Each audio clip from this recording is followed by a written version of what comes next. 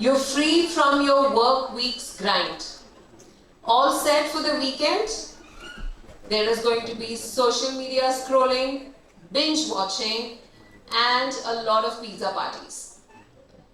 Looks really great, right? Just as you're about to head out of the door, your phone buzzes. That is an email notification. You know it? Probably from the HR, extending the happy hour invitation to all of you. So what do? You quickly go ahead, you open it. Boom. This is a candidate. You have been struggling to get him onboarded.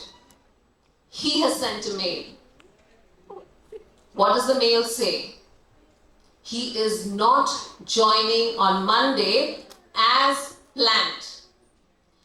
That is the end of your weekend must be. Your thoughts are now oscillating from fear, anxiousness, and disappointment.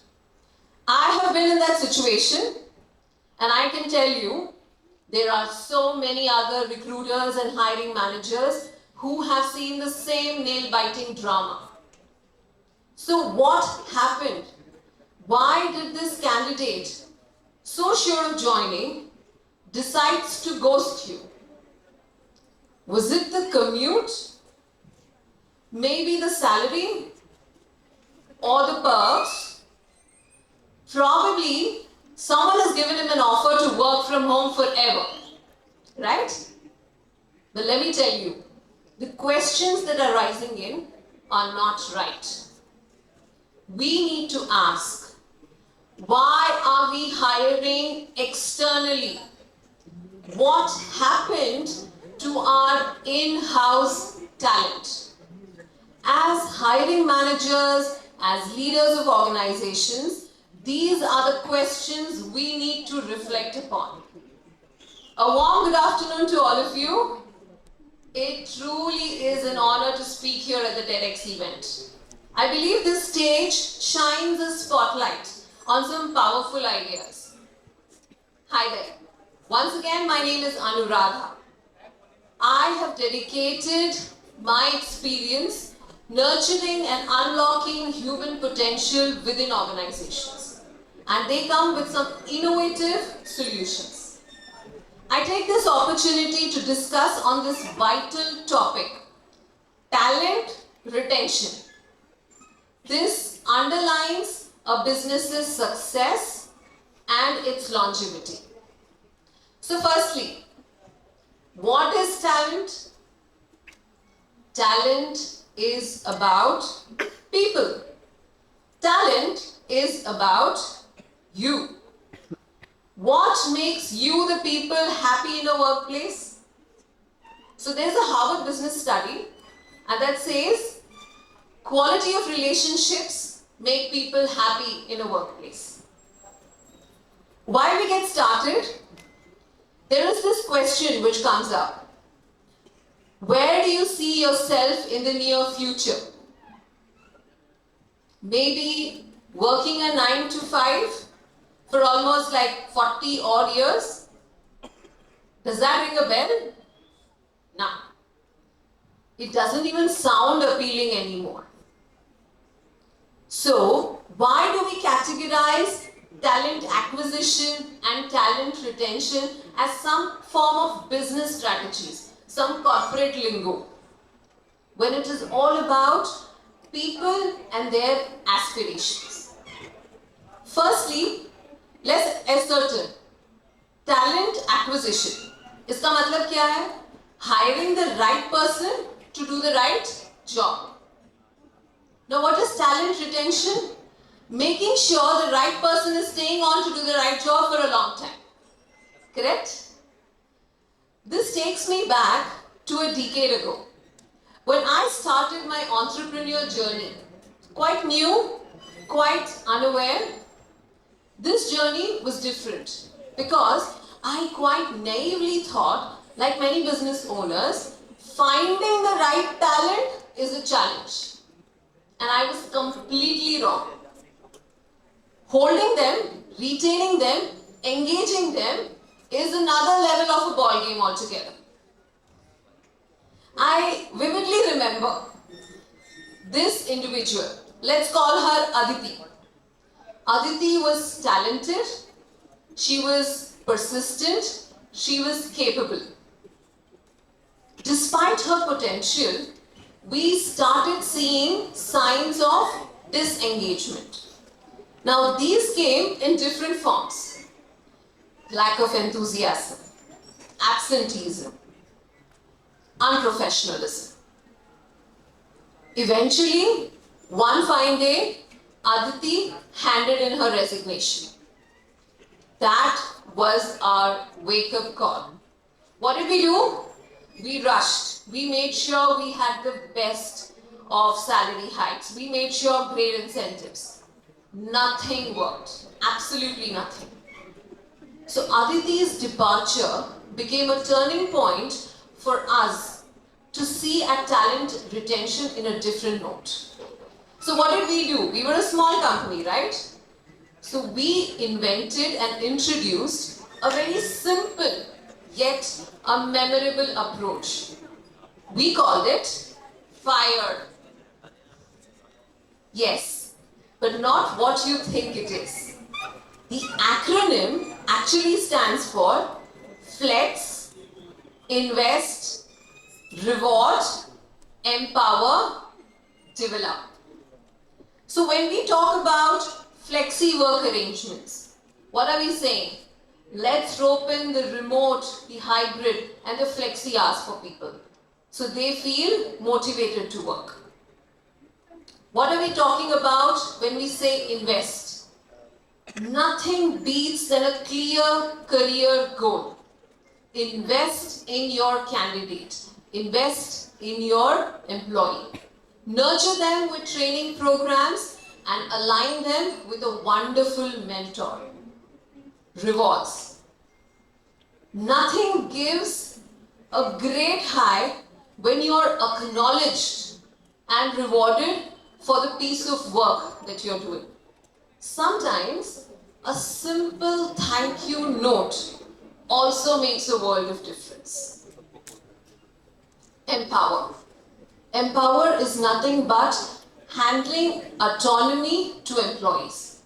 Let them make decisions. Give them ownership. Let them be accountable. And you then see the ball rolling. Lastly, develop. Develop a place, a culture, a system where everyone can feel connected, supported, and can communicate. So that was our mantra that we used for talent retention.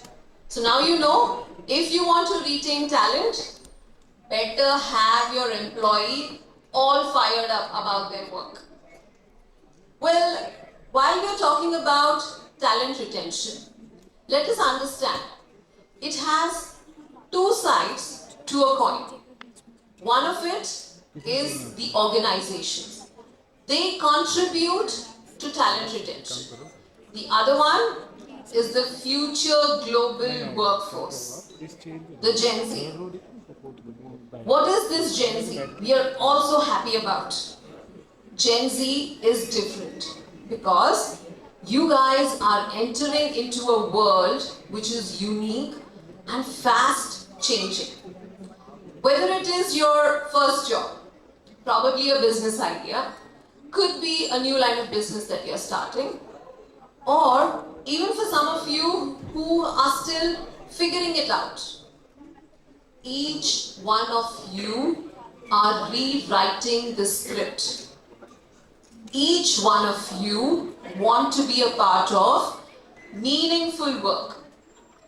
Gone are the days where you agreed to stay in one career lifelong, one job lifelong, correct? That is fading. So what motivates you? Purpose. Anything and everything which is driven by purpose is your thing. You no longer look for someone to come and hand over an opportunity. You guys are willing to make your own opportunity. Build it from scratch. And we all know that when you guys build companies, they will breathe. There is something which came to our mind, and it's often asked by most of you. Isn't it ideal that we should switch jobs to get that salary bump? Sahi baat hai. If you want a pay hike, you should switch jobs. And that is tempting. And it is true for any generation for that matter. What is important is the reason for these switches. If you are switching jobs only to get that pay hike or a salary bump, that journey is going to be short-lived. Rather, look at switching jobs primarily for career advancement, for career progression, or for something more meaningful and valuable work. That will create a huge difference. The pulse is, the ideal path is, you should be able to balance new challenging opportunities and also build a strong foundation. Now let's look at the contributor organizations. We all know that organizations are here, they are going to remunerate, give us incentives, etc. True. But there is something more that organizations need to do. Starts with the soul of the organization. I believe this is the culture. Now, culture is not defined by one individual. Culture is not limited to one department. Imagine being a part of a workplace where your chairperson knows your first name. Imagine being a part of a workplace where you get handwritten acknowledgement or emails about the work you've delivered. Wouldn't it be ideal? That was J.R.D. Tata.